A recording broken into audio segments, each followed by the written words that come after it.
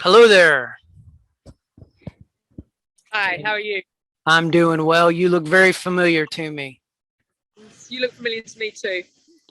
I'm just going to ask you a quick question. Hmm? Can you tell me in your native language the word for diapers?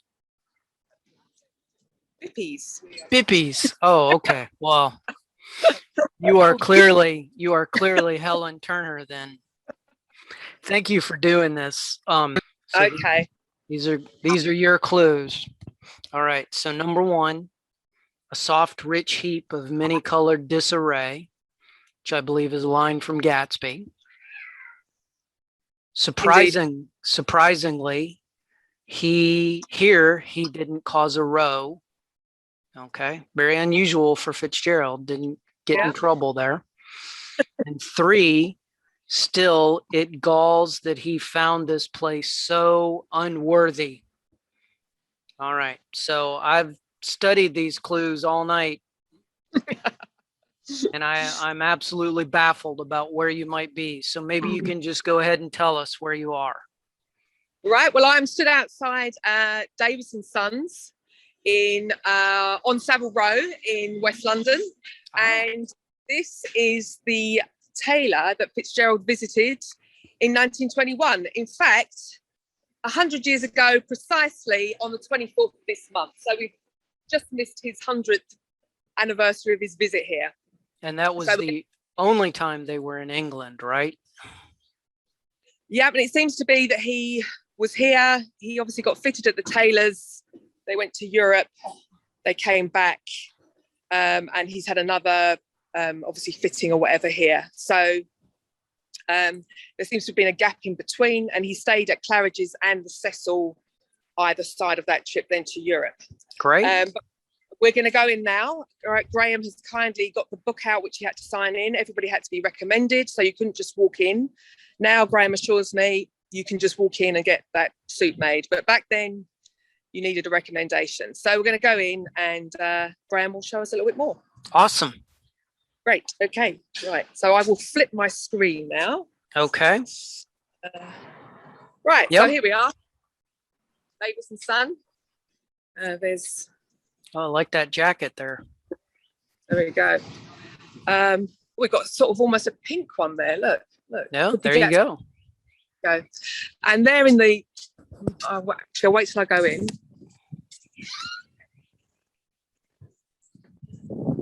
Hi there, Graham.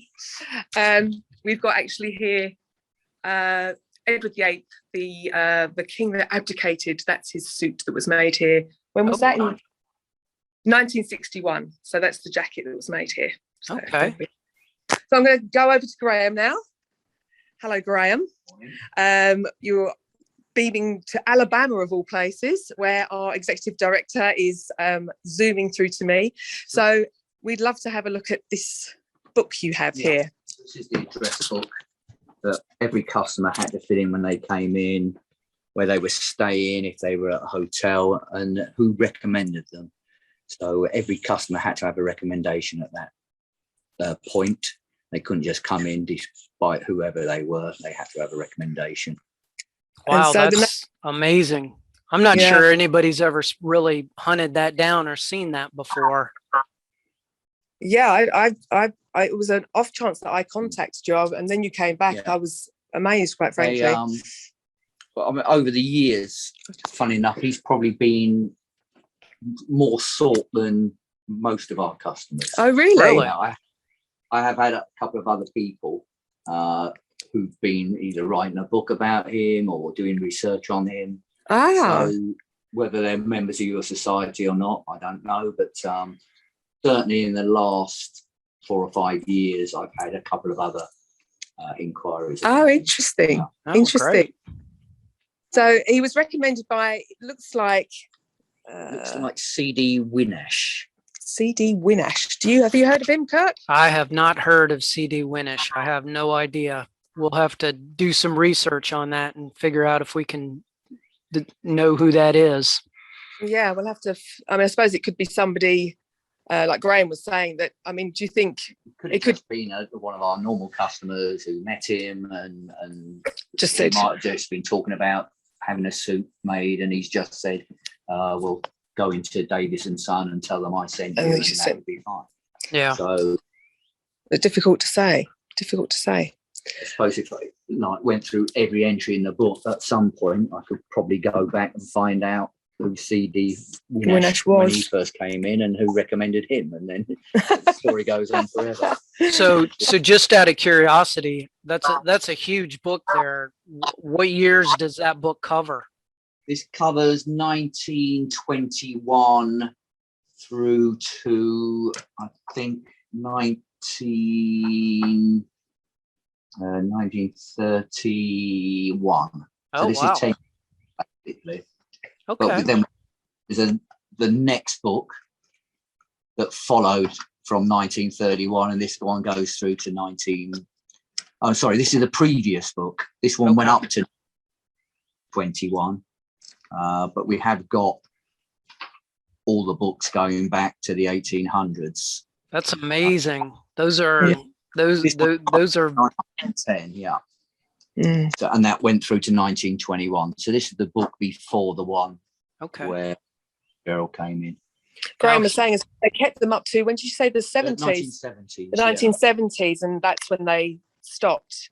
So there must be, lots and lots of books down there. Yeah, and lots of other people, more recent. David Lean, the David Lean, director. That's right. Yeah. So, but just old names like Vandervelde, and you see some of these names.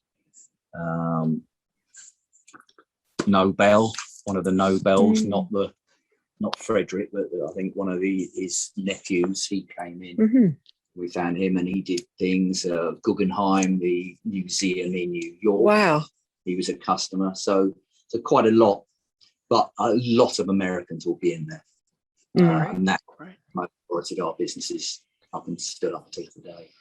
Yeah. So here we are. Yeah, Savile Row. And the original shop where he would have gone was on Hanover Street, literally just off Regent Street. So they were there. Davis was there from 1803 right through to the 70s. Okay. Burlington Street, which is just around the corner. Yeah. And then we moved on to Savile Row in the 90s. So when did Savile Row become that? I mean, I think most people, when they think of kind of English tailoring, they think Savile Row.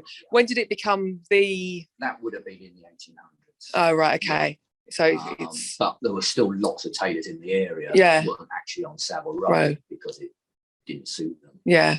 Or there's only a limited amount. Of course, because it's not a particularly big road, is it? No. All right then, Kirk. So you wave you goodbye. Yep, we are all set. Thank you very much, and Helen, I appreciate you doing this. No problem. I've learned a lot. I've had a good morning. I've gone down New Bond Street looking at all the diamonds. There you go. You get a nice suit next time we're all over here. I appreciate that very much. All right then. See you soon. All right. Thank you. Bye-bye. Bye.